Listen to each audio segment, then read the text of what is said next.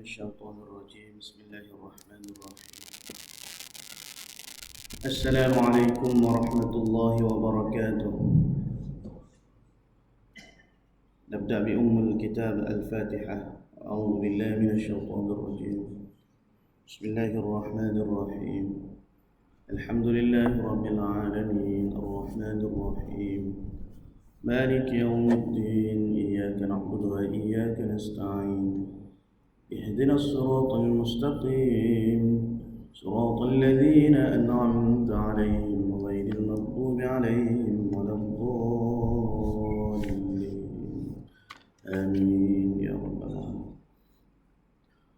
اللهم صل صلاة كاملة وسلم سلاما تاما على سيدنا محمد الذي تنحل به العقد وتنفرج به الكرب وتقضى به الحوائج وتنال به الرغائب وحسن الخواتيم ويستسقى الغمام بوجهه الكريم وعلى آله وصحبه في كل لمحات ونفس بعدد كل معلوم لك. اللهم صل صلاة كاملة وسلم سلاما تاما على سيدنا محمد الذي تنحل به العقد وتنفرج به الكرب وتقضى به الحوائج وتنال به الرغائب وحسن الخواتيم ويستسقى الغمام بوجهه الكريم وعلى آله وصحبه في كل لمحات ونفس بعدد كل معلوم لك.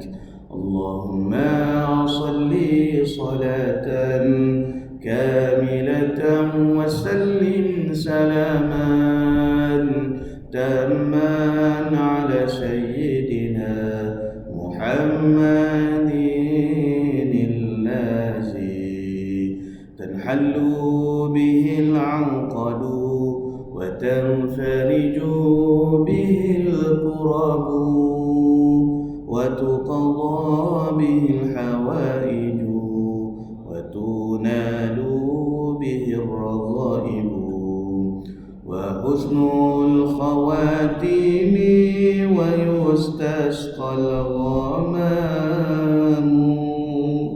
بوجهه الكريم وعلى آله وصحبه في كل لمحات ونفس بعدد كل معلوم لك. الحمد لله رب العالمين والصلاة والسلام على أشرف الأنبياء والمرسلين وعلى آله وصحبه أجمعين. سبحانك لا علم لنا إلا ما علمتنا إنك أنت العليم الحكيم ولا حول ولا قوة إلا بالله العلي العظيم.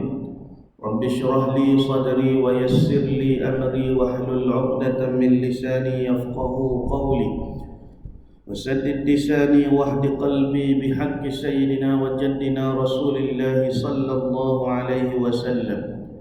يا أيها الذين آمنوا اصبروا وصابروا ورابطوا واتقوا الله لعلكم تفلحون. اللهم أرنا الحق حقا وارزقنا اتباعه. Ya Allah, ya Tuhan kami, tunjukkanlah kepada kami yang benar itu sebenar-benarnya, dan jadikanlah kami di kalangan orang yang mengikuti akan kebenaran. Wa arinal batila batilan warzuqna ijtinabah.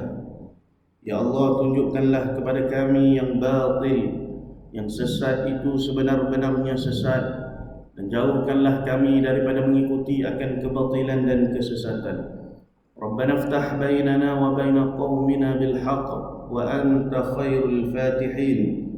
Ilahi anta maqsudi wa ridhaka matlubi, a'tini mahabbataka wa ma'rifataka ya Allah. Nawaitu al-i'tikaf fi hadzal masjid sunnatan lillahi ta'ala. Nawaitu at-ta'alluma wat-ta'lima wat-tazakkura wat-tazkira wan-naf'a wal-intifa' wal-ifadata wal-istifadah والحث على التمسك بكتاب الله وسنة رسول الله والدعاء إلى الهدى والدلالة على الخير ابتغاء وجه الله ومرضاته وثوابه وقربه سبحانه وتعالى. Para hadirin sidang jemaah muslimin muslimat, hadiri wal hadirat, ayahanda bonda adik kakak yang dirahmati lagi diberkati oleh Allah Ta'ala sekalian.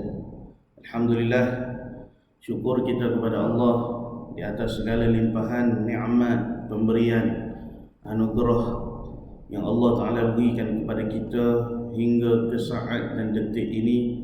Allah masih mencurah-curahkan kepada kita bahagian daripada limpahan nikmat-nikmatnya. Kita sambung pengajian kitab kita Penawar Bagi Hati, Syifaul Qulub, Dawaul Qulub, yang telah dihimpunkan oleh Syekh Abdul Qadir bin Abdul Muttalib Al-Indonesi Al-Mandili, Khwaidim Talabatul Ilm Syarif fil Haram Al-Makki. Qala al-muallif rahimahullahu ta'ala wa nafa'ana bi'ulumihi fi darain amin ya rabbal alamin. Berkata pengarang kitab kita Syekh Abdul Qadir Al-Mandili, maka tiada daripada redha dengan qada Allah Ta'ala itu bagi mereka yang dahaga, bahawa tiada menghulurkan ia akan tangannya kepada air dingin. Bahkan setengah daripada redha dengan qada Allah Ta'ala bahawa dihilangkan dahaga dengan air. Kemudian kata pengarang kita, dan tiada ada pada redha dengan qadar Allah Ta'ala itu dengan keluar daripada perintah syarak.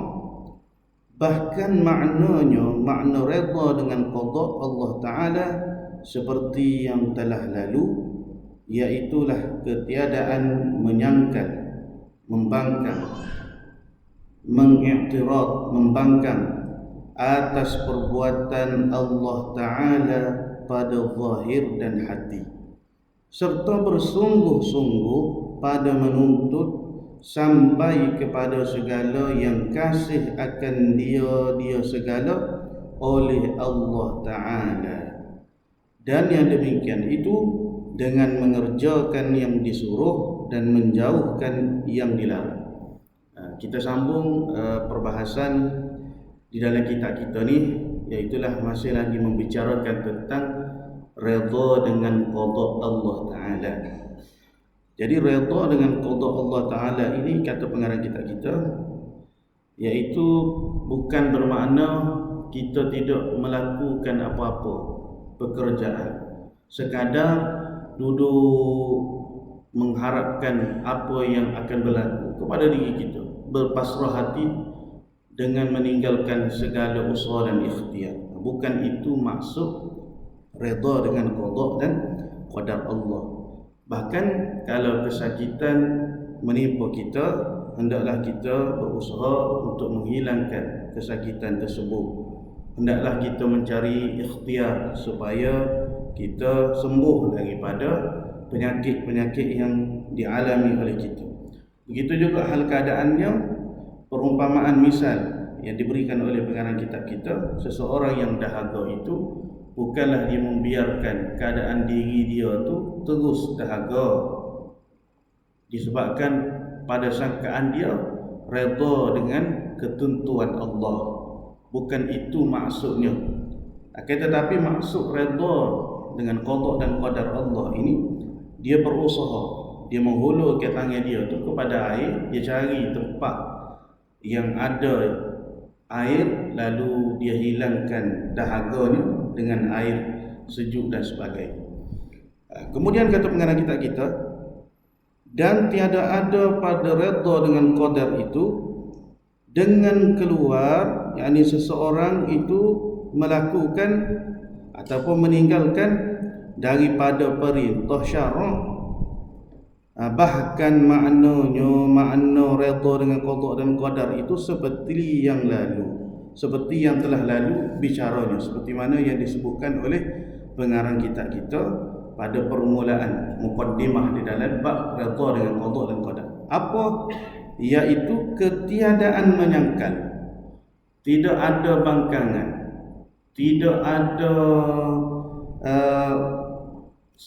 ada penolakan, tidak mempertikaikan, kita kata di dalam hati dia, atas segala perbuatan af'al Allah, qadrah Allah, qadar Allah, ketetapan yang Allah Ta'ala telah tetapkan ke atas diri kita ni, pada zahir sama ada dengan tingkah laku zahir dia, memberontak perbuatan dia, ataupun pada hati, iaitulah memberontak akan hatinya terhadap keputusan yang Allah Ta'ala telah tetapkan ke atas diri kita.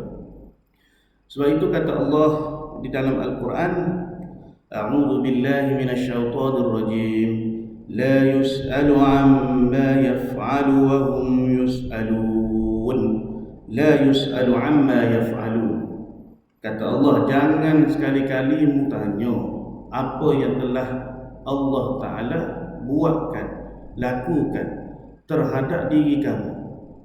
Gapo yang berlaku kepada kita ni, seperti mana yang kita tahu, ini semua af'al min azarillah, perbuatan-perbuatan, kesan-kesan daripada perbuatan-perbuatan Allah. Athar min af'alillah, kesan-kesan daripada perbuatan Allah. Allah beri kepada kita ujian, Allah beri kepada kita kesakitan, Allah beri kepada kita begitu begini, apa sahaja benda yang kita suka ataupun benda yang kita tidak suka, semua itu adalah perbuatan Allah terhadap hamba-hamba. Sedangkan wahum yus'alun, engkaulah yang akan ditanya tentang apa yang engkau lakukan di atas segala ujian yang Allah Ta'ala timpa di atas dirimu. Adakah kita ini menjadi hamba yang bersyukur? Adakah kita ini menjadi hamba yang kufur terhadap ujian yang Allah Ta'ala berikan kepada kita? Ataupun kita menjadi hamba yang redha, hamba yang berasa bersyukur, berasa suka hati, berasa tenang jiwa, berasa lega hati, pasrah di atas segala ketetapan yang telah Allah Ta'ala tentukan ke atas diri kita. Jadi kalau orang itu dia memberontak, dia menyalahkan Allah di atas takdir yang Allah Ta'ala tetapkan ke atas diri dia, maka perbuatan dia itulah yang akan ditanya oleh Allah di akhirat nanti. Itu melalui perbuatan zahir, sama ada dia buat sesuatu yang melanggar perintah agama, dia berotok, tak mahu buat dah ketaatan, aku tak sirah semaya, aku tak sirah tutup aurat misalnya, aku tak mahu dah buat kepada dia yang Allah Ta'ala suruh. Sebab katanya Allah telah melakukan kezaliman ke atas diri dia, dia protes di atas segala ketetapan yang Allah Ta'ala beri kepada dia. Sebab itulah kadang-kadang bila ujian yang Allah Ta'ala beri kepada kita ni, pertama kita kena minta supaya Allah beri ketabahan untuk diri kita mengharungi ujian yang Allah Ta'ala uji ke atas diri kita. Setelah mana Allah Ta'ala beri ketabahan, Allah tetapkan hati kita nak mendapat kemuncak kemanisan dalam iman ini, mesti melalui ujian, mesti melalui onak duri kita cabaran. Dia mesti kita ni disakiti. Sebab fitrah manusia ni, kalau dia berasa selesa, dia berasa sedap, dia berasa tak pernah sakit, dia berasa sehat semua, maka lama kelamaan dia akan lupa akan diri dia. Dia akan hanyut dengan kemewahan, kesenangan, kesehatan yang Allah telah beri kepada dia.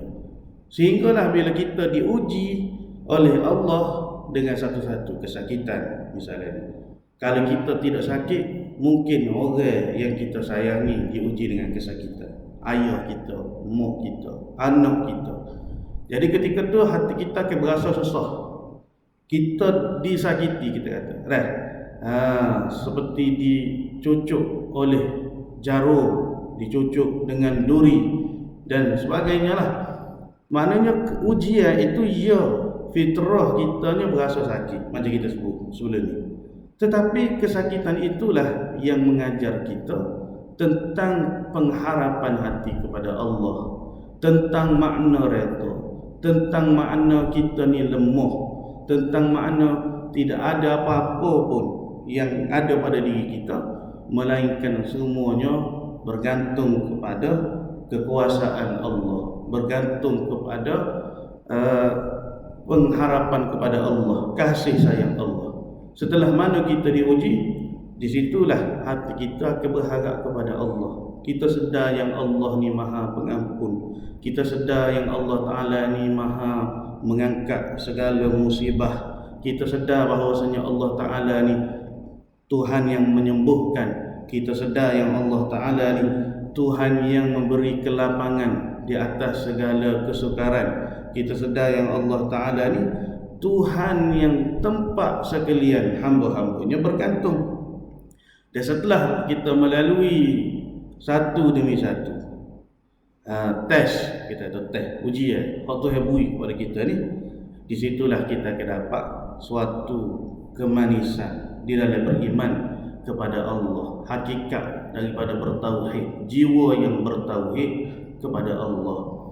Sebab itu para ahlillah bila dia diuji, kita hanya mampu bercerita je lah, sebab kenapa hati mereka ni tak rasa bimbang, tak berasa sedih, sebab dia benar-benar makrifah kepada Allah.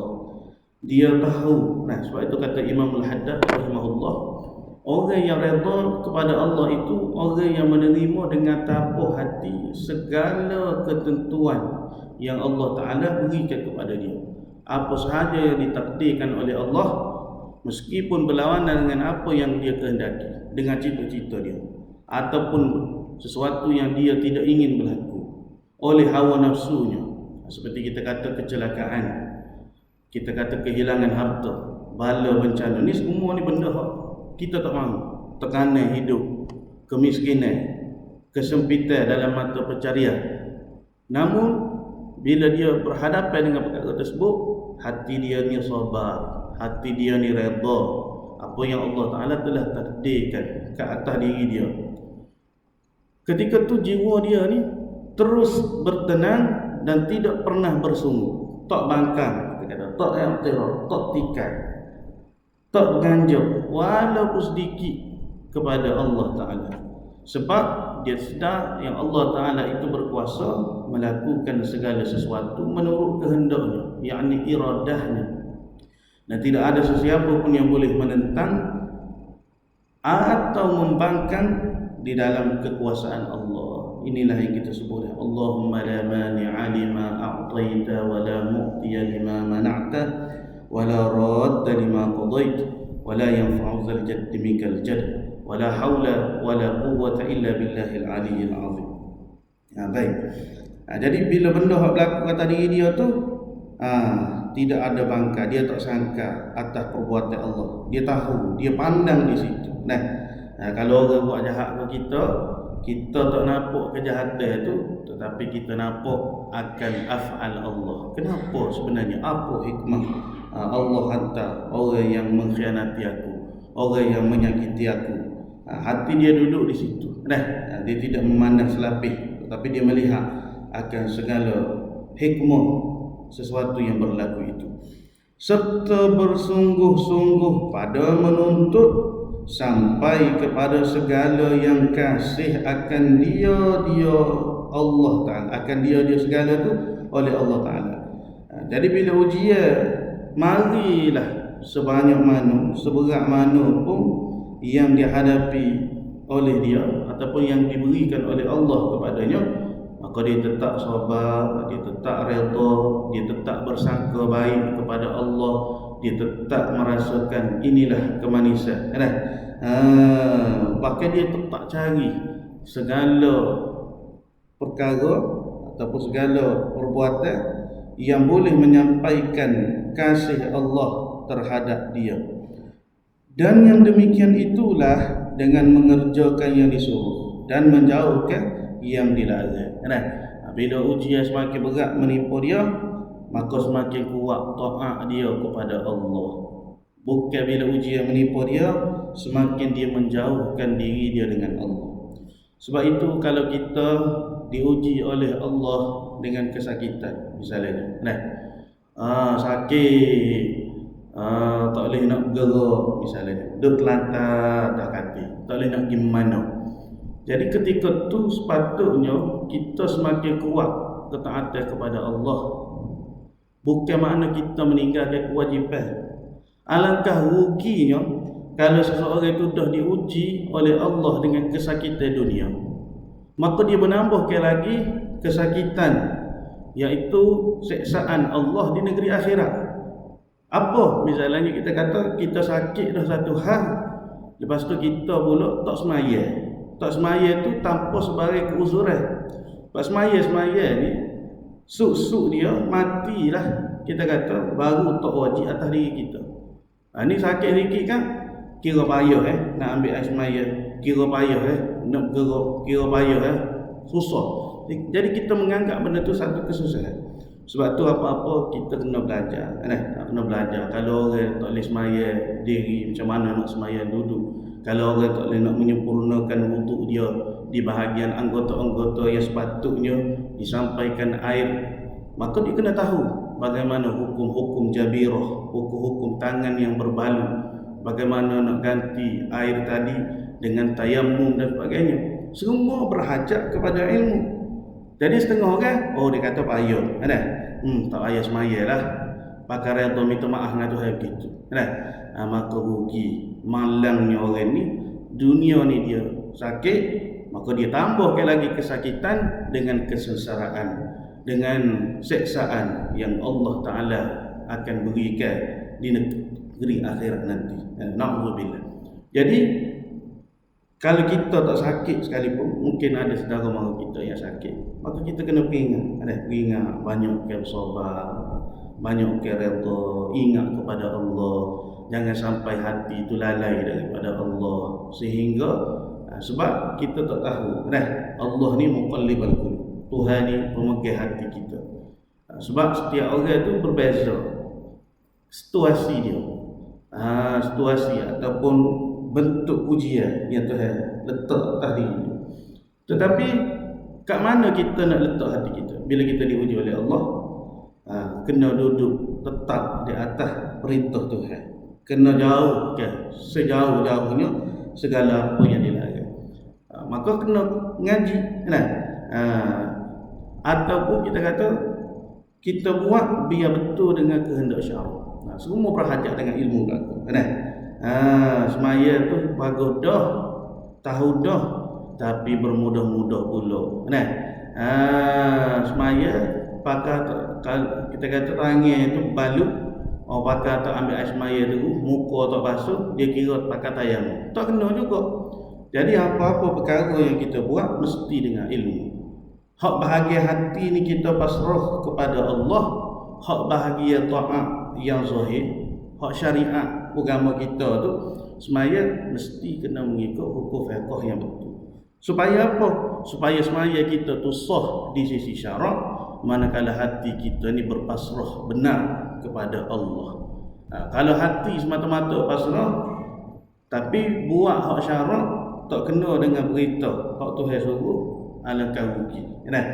Sebab tu kalau kita tengok ziarah orang yang sakit dah, selain daripada kita doa ke dia, maka kita beri nasihat dah, ingat sabar, ini tuhur insya-Allah, bersih insya-Allah, ada kebaikan Allah Taala nak beri.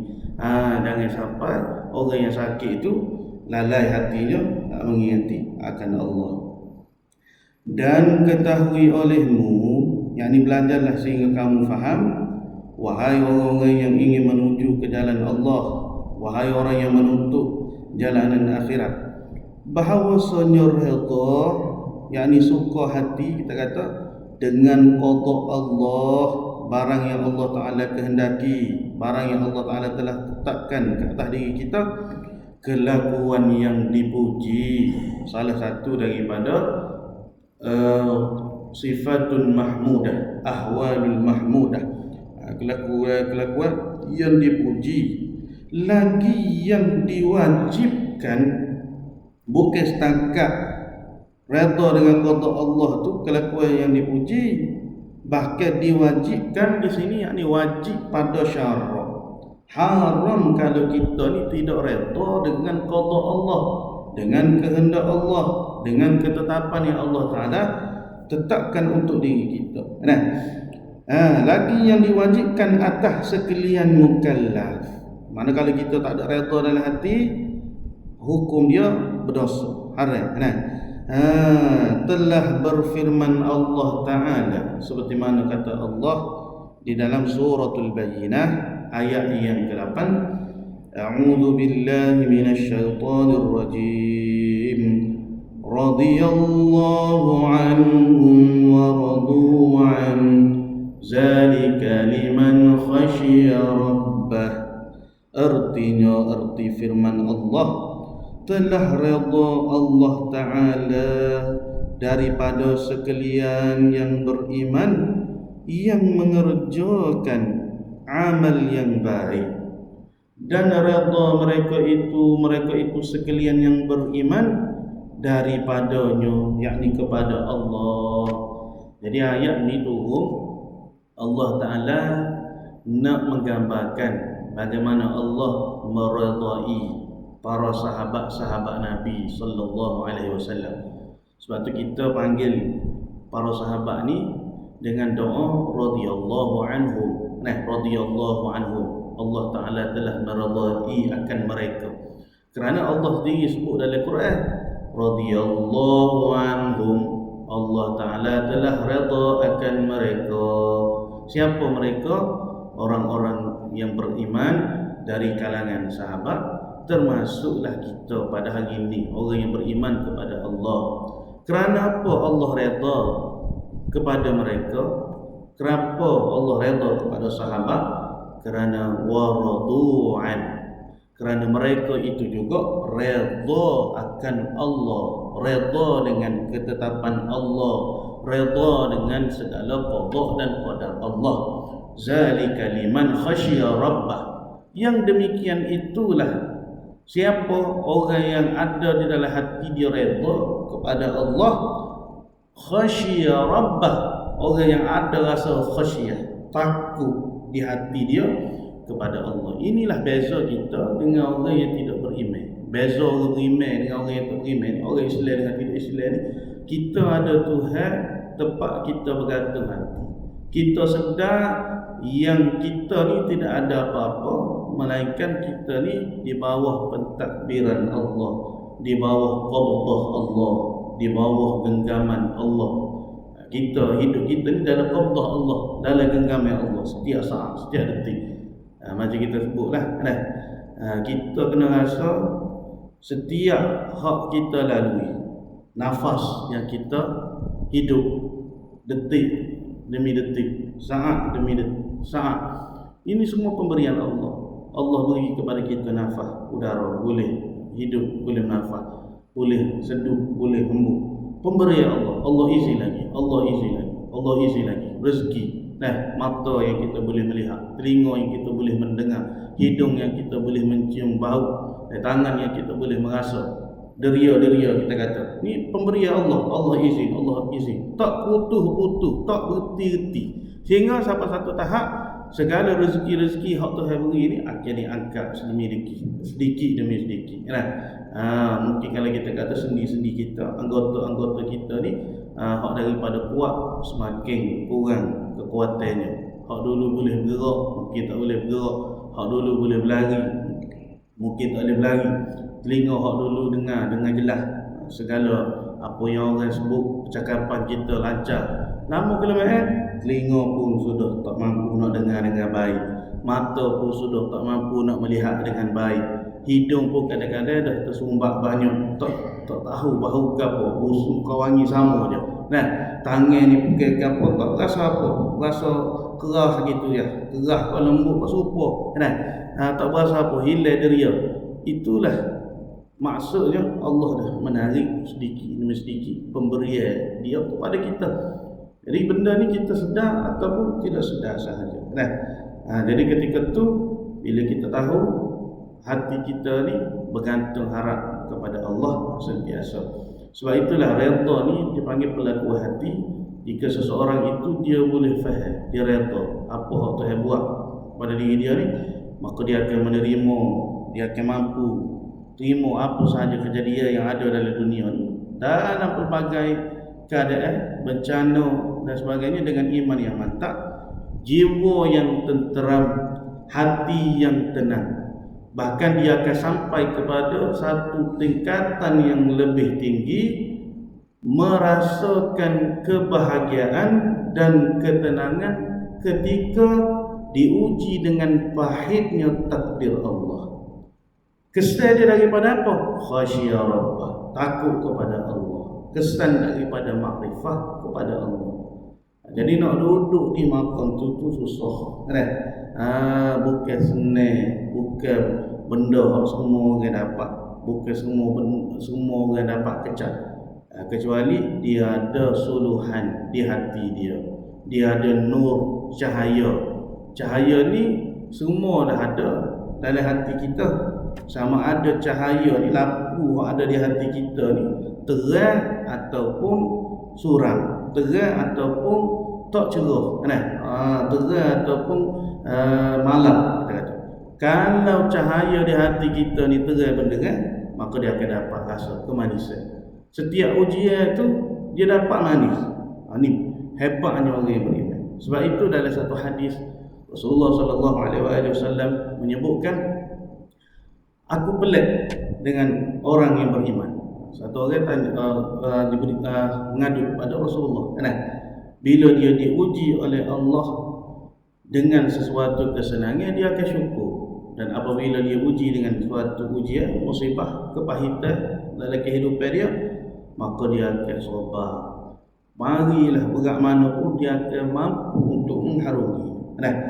Sebab itu Allah Ta'ala kata, la yukallifullahu nafsan illa wus'aha laha ma kasabat wa 'alaiha maktasabat.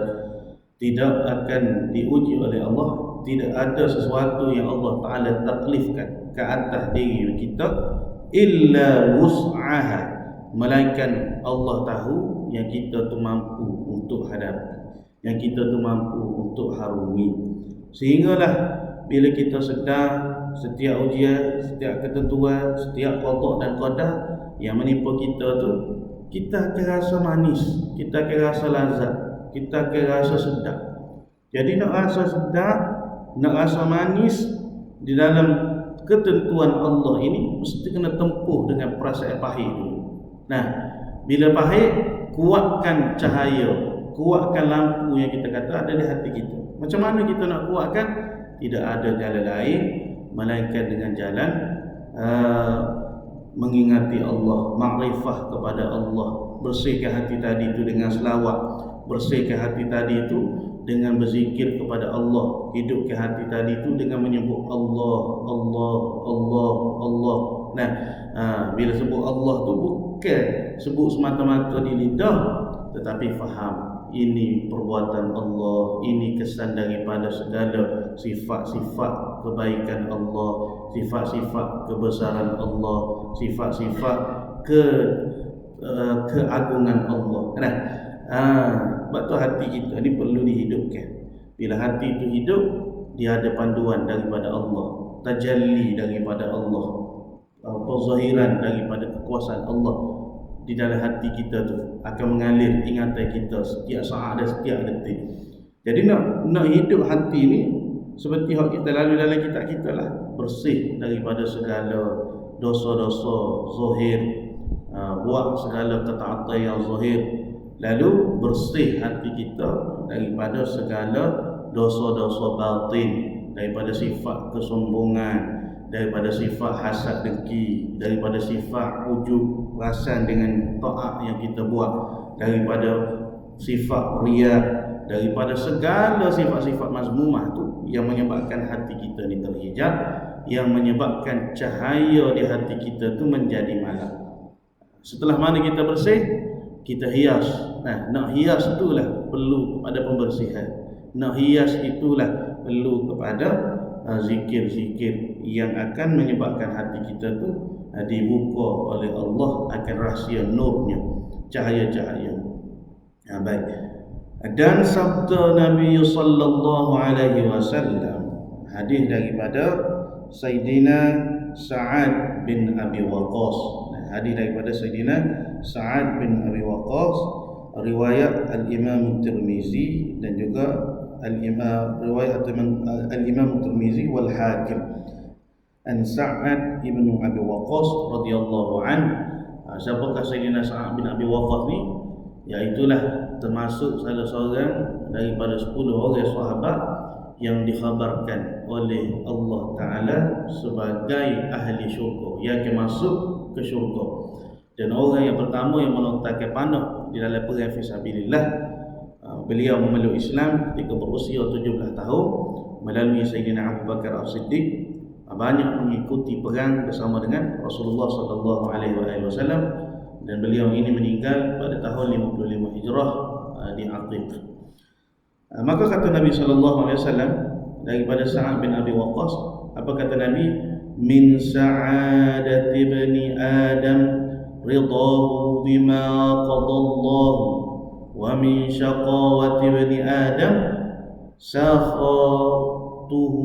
sakhtuhu bima qadallahu lahu. Artinya, arti hadis Nabi, setengah daripada tuah manusia. Tuah ni makna apa? Maknanya cerah masa depan, ataupun setengah daripada kebahagiaan, sa'adah, kebahagiaan, ketenangan hakiki, kita kata.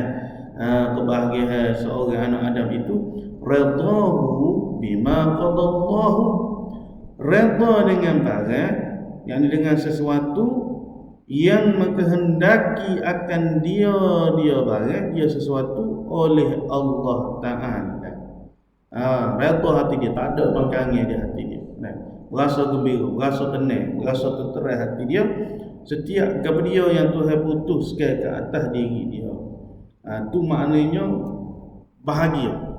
Jadi nak dapat kebahagiaan ni mesti daripada pemberian Allah. Allah beri.